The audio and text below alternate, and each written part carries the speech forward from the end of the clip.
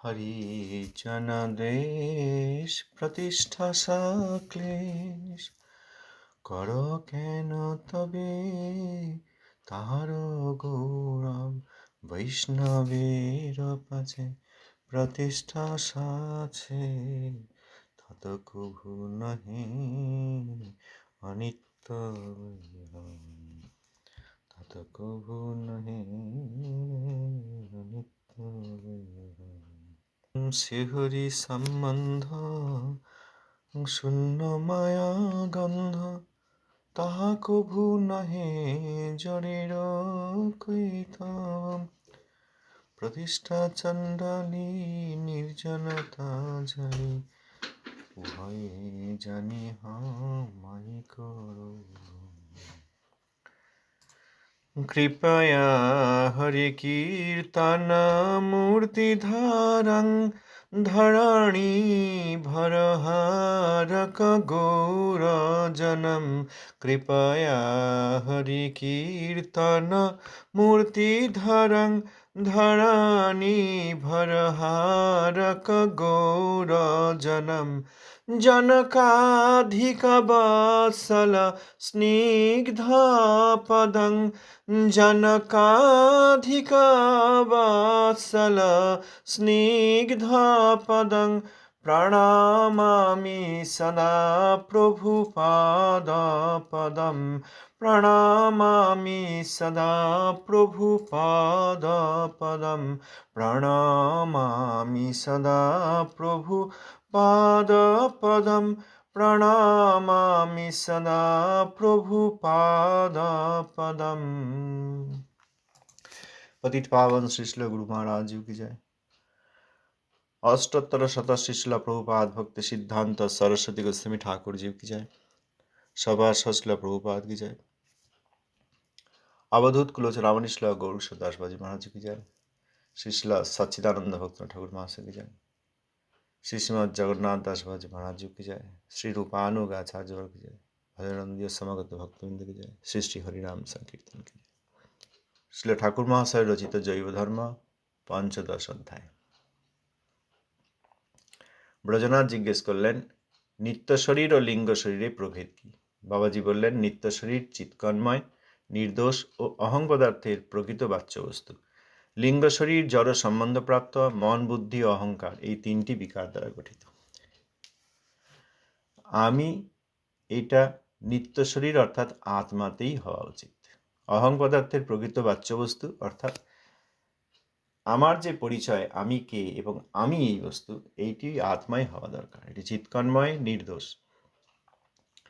আর যে লিঙ্গ শরীর, সূক্ষ্ম শরীর রয়েছে আত্মার চারিদিকে, বদ্ধতার প্রধান কারণ, এবং যতদিন জীব এই ব্রহ্মাণ্ড থেকে মুক্তি না পায় ততদিন এই লিঙ্গ শরীর থাকে। সেইটি জড় সম্বন্ধ প্রাপ্ত কিসের দ্বারা? মন, বুদ্ধি, অহংকার দ্বারা। অহংকার অর্থাৎ আমি ভোগী, বুদ্ধি অর্থাৎ ভোগের বুদ্ধি, মন অর্থাৎ ভোগের ইচ্ছা, এই তিনটি বিকার দ্বারা গঠিত। এগুলি বিকার। এরপর ব্রজনাথ প্রশ্ন করছেন, মন, বুদ্ধি, অহংকার ইহারা কি প্রাকৃত বস্তু? যদি প্রাকৃত বলা যায় তবে তাহাদের জ্ঞান ক্রিয়া কি রূপে সিদ্ধ হয়? বাবাজি, ভূমি রাপো অনালো বায়ু খং মনো বুদ্ধিরিব চ অহংকার ইতিয়ং মে ভিন্না প্রকৃতিরষ্টধা অপরিয়মিতন্নত্তন্যাং প্রকৃতিং বিদ্ধি মে পরাং জীবভূতাং মহাবাহ যয়েদং ধার্যতে জগৎ এত ভূতানি সর্বানিত্যু পথারয় অহং কৃৎস্নস্য জগতঃ প্রভবঃ প্রলয়স্তথা। গীতা ৭:৪-৬। অর্থ বলেছেন, ভূমি, জল, অগ্নি, বায়ু, আকাশ এবং মন, বুদ্ধি, অহংকার আমার প্রকৃতি, এই ৮ প্রকারে বিভক্ত। হে অর্জুন, এই অষ্টবিধ প্রকৃতি অপরা অর্থাৎ জড়জননী। এই তদ্ব্যতীত আমার অন্য একটি পরা প্রকৃতির বিষয়ে অবগত হও, যাহা চৈতন্য স্বরূপা ও জীবভূতা। সেই শক্তি হইতে জীব সমস্ত নিঃসৃত হইয়া এই জড়জগৎকে ভোগ্যরূপে গ্রহণ করিতেছে। চিদচিৎ সমস্ত জড় ও তটস্থ জগৎ এই দুই প্রকৃতি হইতে নিঃসৃত। অতএব ভগবৎস্বরূপ আমি সমস্ত জগতের উৎপত্তি ও প্রলয়ের মূল হেতু। 8টি বস্তু ক্ষিতীয় তেজ মরুদ্গম, ভূমি, জল, অগ্নি, বায়ু, আকাশ এবং সূক্ষ্ম মন, বুদ্ধি, অহংকার। আমার প্রকৃতি অর্থাৎ এই বহিরঙ্গা জগতের যে এলিমেন্ট 8 প্রকারে বিভক্ত। এইগুলি অপরা অর্থাৎ জড়জননী, অর্থাৎ প্রাকৃত বস্তুর সমস্ত উদ্ভব এখান থেকে হয়। অর্থাৎ এই 5টি ক্ষিতীয় তেজ মরুদ্গম, এই 5টি ভূত দিয়ে জড়জগতে জীবের শরীর সবকিছু তৈরি। আর মন, বুদ্ধি, অহংকার সূক্ষ্ম, সেইগুলির দ্বারা প্রথম বন্ধন অর্থাৎ লিঙ্গ শরীর তৈরি। এছাড়াও এগুলি অপরা, এছাড়াও আমার একটি পরাশক্তি আছে অর্থাৎ স্বরূপ শক্তি। চৈতন্য স্বরূপা জীবভূতা, সেই শক্তি থেকেই জীব সমস্ত নিশ্চিত হয়েছে। তার শক্তি অনেক বিভাগ আছে, তার মধ্যে প্রধান স্বরূপ শক্তি, জীব শক্তি আর বহিরঙ্গা শক্তি। বহিরঙ্গা শক্তির ওই বিষয়গুলি হলো অপরা, ভূত এবং সূক্ষ্ম শরীর, আর পরা প্রকৃতি অর্থাৎ একদিকে স্বরূপ শক্তি আর জীবের যে উৎস সেই জীব শক্তি বা তটস্থ শক্তি। অচিত অর্থাৎ সমস্ত জড়জগৎ, চিত অর্থাৎ তটস্থ জগৎ, এই দুটি প্রকৃতি থেকেই নিঃসৃত। অতএব ভগবৎ স্বরূপ আমি সমস্ত জগতের উৎপত্তি ও প্রলয়ের মূল হেতু। এই ক্ষিতীয় তেজ মরুদ্গম, ভূমি, জল, অগ্নি, বায়ু, আকাশ এবং মন, বুদ্ধি, অহংকার, এগুলি অপরাশক্তি, জড় এবং অচিত। আর চিত হচ্ছে তটস্থ জগৎ অর্থাৎ জীববৃন্দ অর্থাৎ আত্মা। এই শ্লোকের প্রমাণ দিয়ে ব্রজনাথের ওই মন, বুদ্ধি, অহংকার এরা কি প্রাকৃত বস্তু, তাহলে জ্ঞান ক্রিয়া কি করে সিদ্ধ হয়, এই প্রশ্নের উত্তরে বাবাজি মহারাজ বলছেন, এই গীতোপনিষদ বচনে দেখো যে চিৎ শক্তি পূর্ণ ভগবানের পরা ও অপরা নামে 2টি প্রকৃতি আছে। পরা প্রকৃতির নাম জীব শক্তি ও অপরা প্রকৃতির নাম জড়া বা মায়া শক্তি। জীব শক্তি চিৎকণ বিশিষ্টা, এই জন্য ইহার নাম পরা বা শ্রেষ্ঠা। মায়া শক্তি জড়া, এই জন্য তাহার নাম অপরা। অপরা শক্তি হইতে জীব পৃথক। অপরা শক্তিতে 8টি স্থূল তত্ত্ব আছে, পঞ্চমহাভূত এবং মন, বুদ্ধি ও অহংকার। জড়া প্রকৃতির অন্তর্বর্তী মন, বুদ্ধি ও অহংকার জড়দ্রব্য বিশেষ। তাহাদের একটু জ্ঞানাকার আছে, সে জ্ঞান চিৎস্বরূপ নয়, জড়স্বরূপ। মন জড় হইতে যে সকল প্রতিচ্ছবি গ্রহণ করেন, তাহারই উপর বিষয় জ্ঞান কাণ্ডরূপ একটি ব্যাপার স্থাপন করেন। এই ব্যাপারটি জড়মূলক, চিৎমূলক নয়। সেই জ্ঞানকাণ্ডের উপর সদসদ বিচার যিনি করেন, তাহার নাম বুদ্ধি, তিনিও জড়মূলক। সেই জ্ঞানকে অঙ্গীকারপূর্বক যে অহংকার উদয় হয়, তাহাও জড়মূলক, চিৎমূলক নয়। এই 3 ব্যাপার মিলিত হইয়া জীবের জড় সম্বন্ধমূলক একটি দ্বিতীয় স্বরূপ প্রকাশ পায়। সেই স্বরূপের ন্যায় লিঙ্গ শরীর জড়াভিভূত, জীবের লিঙ্গ শরীরের অহংতা প্রবল হইয়া নিত্যস্বরূপের অহংতাকে আচ্ছাদন করে। নিত্যস্বরূপে চিৎসূর্যের যে সম্বন্ধজনিত অহংতা, তাহাই নিত্য। মুক্তাবস্থায় সেই অহংকার পুনরুদিত হয়। যে পর্যন্ত লিঙ্গ শরীরে নিত্য শরীর লুপ্তপ্রায় থাকে, সে পর্যন্ত জড় সম্বন্ধাভিমান প্রবল থাকে। চিৎ সম্বন্ধ অভিমানও সুতরাং লুপ্তপ্রায়। লিঙ্গ শরীর সূক্ষ্ম, তজ্জন্য লিঙ্গ শরীরকে স্থূল শরীর আবরণ করিয়া কার্য করায়। স্থূল শরীর আসিয়া আবরণ করিতে করিতে স্থূল শরীরের বর্ণাদি অহংকার উদিত হয়। মন, বুদ্ধি, অহংকার প্রাকৃত বটে, কিন্তু আত্মবৃত্তির বিকার স্বরূপ হইয়া তাহারা জ্ঞানের অভিমান করে। মন তো চিন্তা করতে পারে, বুদ্ধি কিছু বিচার করতে পারে, অহংকার নিজের পরিচয় দিতে পারে, অহংকারের দ্বারা পরিচয় তৈরি হয়। অতএব দেখতে তো এদেরকে প্রাকৃত মনে হয় না, কারণ চিন্তা ক্ষমতা, ইচ্ছা এবং বিচারের ক্ষমতা রয়েছে। অতএব একটা জ্ঞান ক্রিয়া দেখা যাচ্ছে, তাহলে প্রাকৃত কেন বলছেন? সেই প্রশ্নের উত্তরে বাবাজি মহারাজ বলছেন শ্রীমদ্ ভগবদ গীতার শ্লোক প্রমাণ দিয়ে যে ভগবান তিনি চিৎশক্তিপূর্ণ, তিনি সমস্ত শক্তির অধীশ্বর এবং পরাশক্তিরও অধীশ্বর। তাঁর যেমন পরাশক্তি রয়েছে স্বরূপ শক্তি, তাঁরই ছায়াস্বরূপা অপরাশক্তি বা মায়াশক্তি রয়েছে। পরাশক্তির দ্বারা জীব শক্তি, কারণ জীবগণ সব চিন্ময়, প্রাকৃত নন। এবং তার অপরাশক্তি, তার নাম জড়া বা মায়াশক্তি, বহিরঙ্গা শক্তি। জীব শক্তি চিৎকণ বিশিষ্টা, অর্থাৎ তাঁরা চিদবস্তু। এইখানেই ভগবানের সঙ্গে জীবের অভেদ এর আগে ব্যাখ্যা করেছেন। এই জন্য এর নাম পরা বা শ্রেষ্ঠা। জীবশক্তিও পরা অর্থাৎ শ্রেষ্ঠা। আর মায়াশক্তি যেহেতু জড়া, জড় বস্তু, এই জন্য তার নাম অপরা। অতএব অপরা এবং পরার মধ্যে পার্থক্য থাকায় এই অপরাশক্তি ক্ষিতি অপ্তেজ মনুদ্বম, যার 5টি ভূত, এবং মন বুদ্ধি অহংকার, এইগুলো থেকে জীবাত্মা পৃথক। জড়াশক্তির মধ্যে যে মন বুদ্ধি অহংকার, তারা প্রত্যেকেই জড়দ্রব্য বিশেষ, তবে তাদের একটু জ্ঞানাকার রয়েছে। প্রাকৃত হলেও জ্ঞানাকার ভগবান দিয়েছেন। ইন্দ্রিয়গুলি দ্বারা মন এই যে স্থূল জড় বস্তু, সেইগুলির প্রতিচ্ছবি গ্রহণ করেন। এই যে আমরা মেপে নেওয়ার ধর্ম গতকাল আলোচনা করলাম, সেখানে মনের মেপে নেওয়ার ধর্ম আছে।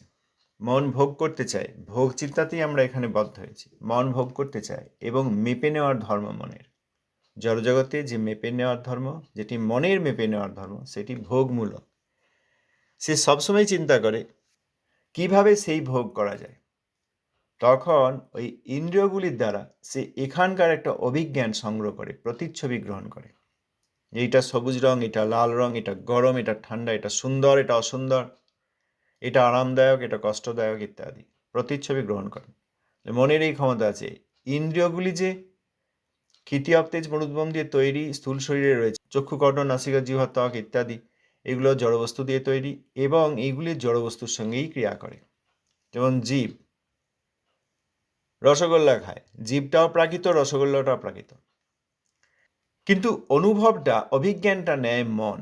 মন বলতে পারে এটা রসগোল্লা আর এটা কালমেঘ, এটা মিষ্ট আর এটা তিক্ত। অতএব জড়বস্তুর প্রতিচ্ছবি জড় ইন্দ্রিয় দিয়েই মন গ্রহণ করে। মনের এই ক্ষমতাটা আছে। মন সূক্ষ্ম শরীরের অংশ। মন সূক্ষ্ম, মন অপেক্ষা বুদ্ধি আরো সূক্ষ্ম, বুদ্ধি অপেক্ষা অহংকার আরো সূক্ষ্ম। আর আত্মা সূক্ষ্মতম এবং আত্মা চিন্ময়। অহংকার পর্যন্ত জড়ময়, যদিও সূক্ষ্ম, আত্মা তদপেক্ষা সূক্ষ্ম, কিন্তু আত্মা চিন্ময়।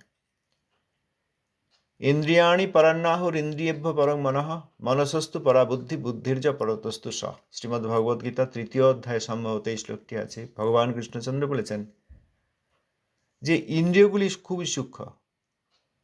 যে বস্তু আমরা ইন্দ্রিয়ের দ্বারা গ্রহণ করি, যে বস্তুর স্বাদ, রূপ ইত্যাদি আমরা ইন্দ্রিয় দিয়ে গ্রহণ করি, সেই বস্তুগুলোর চেয়ে ইন্দ্রিয়গুলো আরো সূক্ষ্ম। রসগোল্লার চেয়ে জীব সূক্ষ্ম। রসগোল্লার মধ্যে মিষ্টতা আছে, আর জীবের মধ্যে সেই মিষ্টতাকে গ্রহণ করার মতো কোষ আছে। গাছপালা, নদী, পর্বত, এইগুলি বস্তু, এর যে দৃশ্য, এর যে সৌন্দর্য, সেইটি চোখ গ্রহণ করতে পারে। তাহলে গাছপালা, নদী, পর্বতের চেয়ে চোখের সূক্ষ্মতা অধিক। এই জন্যই বলেছেন ইন্দ্রিয়গুলি সূক্ষ্ম। ইন্দ্রিয়গুলির পরিচালনা করেন মন, তার থেকে মন আরো সূক্ষ্ম। যদি কারোর ইন্দ্রিয় সব ঠিকঠাক থাকেও মন ঠিক মতো কাজ না করলে তিনি জড়জগতের অভিজ্ঞান নিতে পারেন না। কেউ ভালো চোখে দেখতে পারেন না, তাহলে চোখে অসুবিধা থাকায় তিনি ভালো দেখতে পাবেন না। তখন তাকে চশমা ইত্যাদি কোনো অ্যাডজাস্টমেন্টের দরকার হতে পারে, বা চোখের মধ্যে আরো বড় অসুবিধা হলে তাকে সার্জারি করার দরকার হতে পারে, যাতে চোখ দেখতে পায়। কিন্তু যার চোখ ভালো আছে কিন্তু মন ভালো নাই, তার চোখের সামনে সুদৃশ্য বস্তু, রূপবান বস্তু থাকলেও তিনি খুশি হন না, কারণ তার মন ঠিক নেই। অতএব মনের দ্বারাই ইন্দ্রিয়গুলি পরিচালিত হয় এবং ইন্দ্রিয়ের যে অভিজ্ঞান জড়বস্তু সম্বন্ধে, সেটি মনই প্রসেস করে। অতএব মন ইন্দ্রিয় অপেক্ষাও সূক্ষ্ম। এখানে বলছেন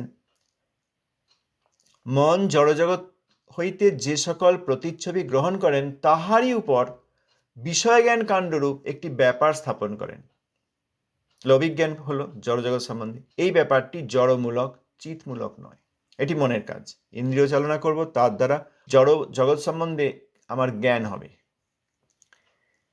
এইবার সেই জ্ঞান কাণ্ডের উপর আমি যে ধারণা পেলাম, এটি গরম, এটি ঠান্ডা, এটা সুন্দর, এটা অসুন্দর, এই শব্দটা শুনতে ভালো লাগছে, এই শব্দগুচ্ছ শুনতে ভালো লাগছে না, এই যে জ্ঞান কাণ্ড তৈরি হলো, অর্থাৎ জড়জগৎ সম্বন্ধে আমাদের একটা ধারণা তৈরি হলো, সেই জ্ঞান কাণ্ডের উপর সদসৎ বিচার করেন যিনি, তার নাম বুদ্ধি।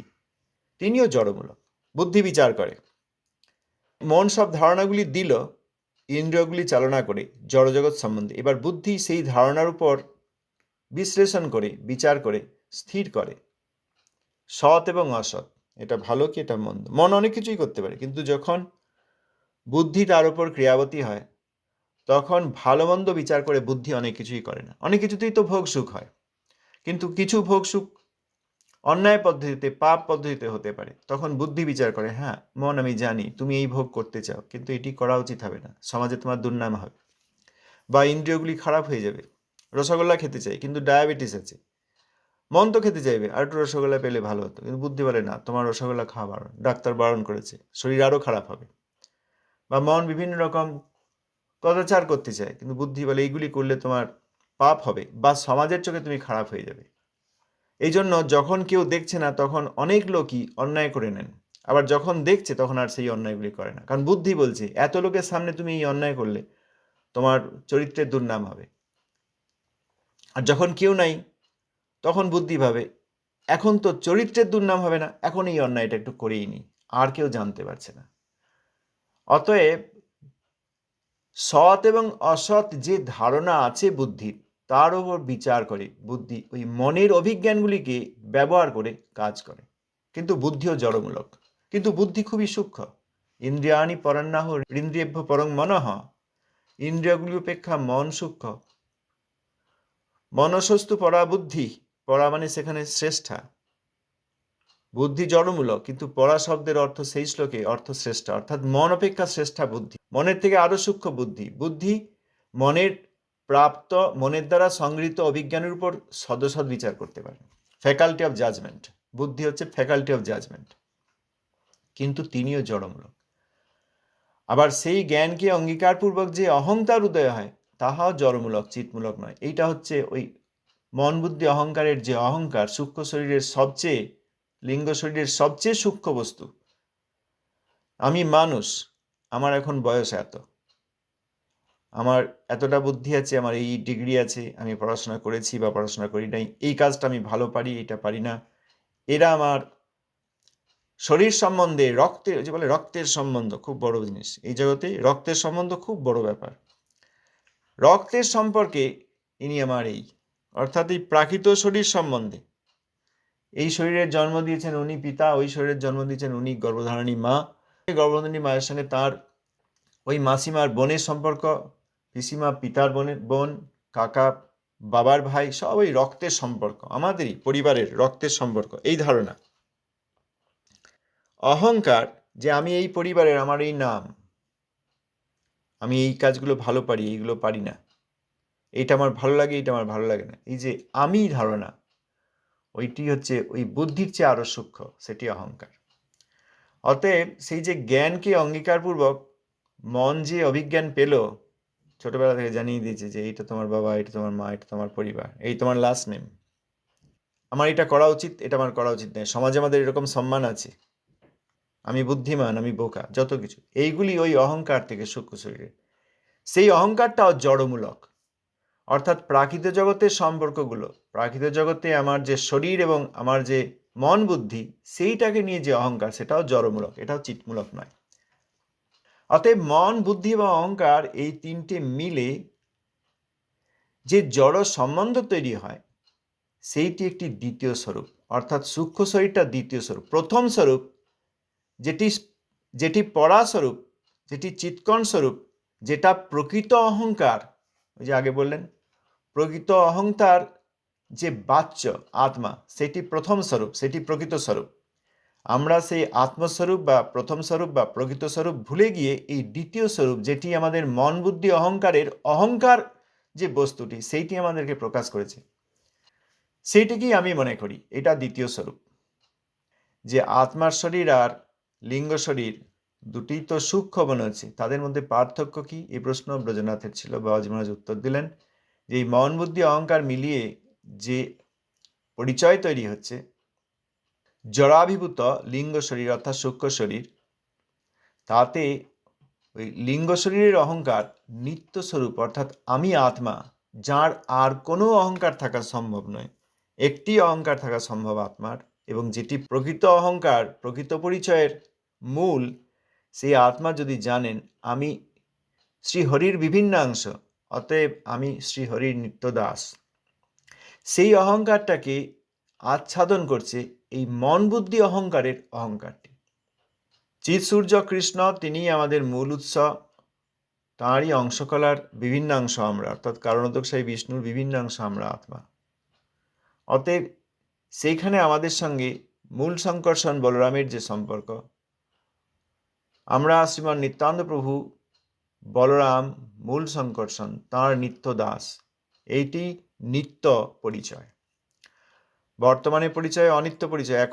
এখন আমি মানুষ, এখন আমি পুরুষ, কেউ ভাবেন এখন আমি স্ত্রী, এখন আমার এত বয়স, এই জন্মে আমি এই সব পরিবারের সঙ্গে যুক্ত, ইনি আমার বাবা, এই শরীরের বাবা, এই শরীরের মা, শরীরটাকেই আমি মনে হয়, অতএব আমার বাবা আমার মা, আত্মার তো বাবা মা নেই। আবার আগের জন্মে অন্য সংসারে ছিলাম, তখন নাম আলাদা ছিল, এখন নাম সুব্রত মুখার্জি, আগে নাম ছিল রতন মাঝি। তার আগে মানুষও ছিলাম না, বাঘ ছিলাম, তার আগে হরিণ ছিলাম, তার আগে বৃক্ষাদি ছিলাম, কীটপতঙ্গ ছিলাম, অনেক সময় দেহই পাইনি।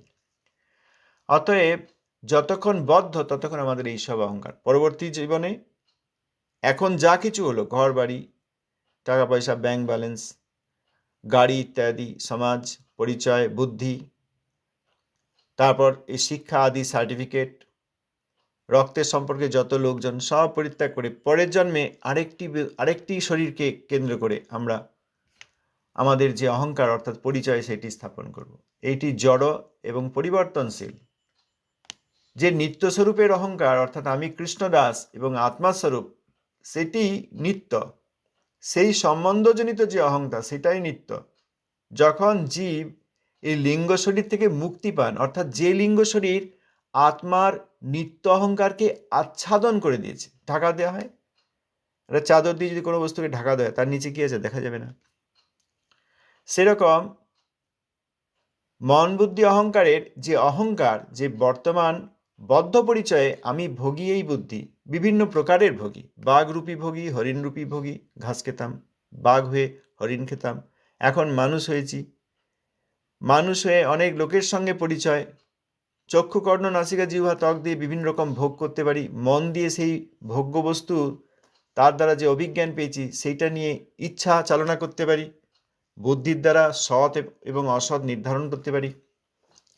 অতএব এই সমস্ত যে অহংকার এবং সেই অহংকার অনুসারে আমাদের সূক্ষ্ম শরীরের এবং স্থূল শরীরের যে কাজ, সেইগুলি থেকে যখন মুক্তি পেয়ে আত্মা তার নিজ স্বরূপে নিত্য শরীরে উপনীত হন, তখন তিনি কৃষ্ণদাস পাবেন। তার আগে পর্যন্ত এই প্রাকৃত সম্বন্ধ যে অভিমান সেটা প্রবল থাকে। অতএব আত্মার যে চিৎ সম্বন্ধ এবং প্রকৃত অহংকার সেইটি আচ্ছাদিত থাকে। লিঙ্গ শরীর সূক্ষ্ম, সেই জন্য লিঙ্গ শরীরকে আবার স্থূল শরীর আবরণ করে থাকে। এই জন্যই আমরা মনকে অনুভব করতে পারি, মন দ্বারা অনেক কিছু চালনা করতে পারি, ইচ্ছা চালনা করতে পারি, বুদ্ধি অনুভব করতে পারি, সেই বুদ্ধি দিয়ে মনের ইচ্ছার উপর আমরা লাগাম পড়াতে পারি। কিন্তু লিঙ্গ শরীরকে আচ্ছাদন করে আছে স্থূল শরীর, এই হাত পা আছে যে ক্ষিতি অপ্তে যে মূর্ধম, এই স্থূল শরীর। আত্মাকে আবরণ করলো সূক্ষ্ম শরীর, মন বুদ্ধি অহংকার, আর মন বুদ্ধি অহংকারকে আবরণ করে রয়েছে স্থূল শরীর। এবার মন দিয়ে আমরা বিভিন্ন ইন্দ্রিয় যে অভিজ্ঞান সংগ্রহ করলাম, তাতে মনের ধারণার উপর বুদ্ধি চালনা করলাম, আর বুদ্ধি ওই আমি ভোগী, এই বুদ্ধি কোথায় আরো ভালো ভোগ করতে পারবো, এই চিন্তা হচ্ছে অহংকারের। আবার যখন এটা হচ্ছে লিঙ্গ শরীর অর্থাৎ সূক্ষ্ম শরীরের কার্যাবলী, আর স্থূল শরীর সেখানে বর্ণাদি অহংকার, হ্যাঁ আমি ব্রাহ্মণ, আমি ক্ষত্রিয় ইত্যাদি। বর্ণ আদি, তাহলে বর্ণ আদি অর্থাৎ বর্ণ এবং আশ্রম, আমি গৃহস্থ, আমি ব্রহ্মচারী, আমি সন্ন্যাসী, আমি বানপ্রস্থী ইত্যাদি, আশ্রমের অহংকার। আর বর্ণ ব্রাহ্মণ, ক্ষত্রিয়, বৈশ্য, শূদ্র অথবা বর্ণ বহির্ভূত চণ্ডাল আদি, চণ্ডাল অর্থাৎ ম্লেচ্ছ, যবন ইত্যাদিও তার মধ্যে রয়েছে। সুতরাং এইগুলির আবার অহংকার উপস্থিত হয়। তাহলে এই ব্রাহ্মণাদি বর্ণ বা সন্ন্যাস, ব্রহ্মচর্য ইত্যাদি যে আশ্রম, এগুলি কার? এগুলো শরীর এবং সূক্ষ্ম শরীরের, স্থূল শরীর এবং সূক্ষ্ম শরীরের। আত্মা ব্রাহ্মণও নন, আত্মা সন্ন্যাসীও নন, আত্মা চণ্ডালও নন, আত্মা গৃহস্থও নন। অতএব স্থূল শরীরের বর্ণাদি অহংকার। এরপর শেষে শ্রীল ভক্তিনাথ ঠাকুর মহাশয় কনক্লুড করে, এই প্রশ্নের উত্তর কনক্লুড করে বলছেন যে মন, বুদ্ধি, অহংকার প্রাকৃত,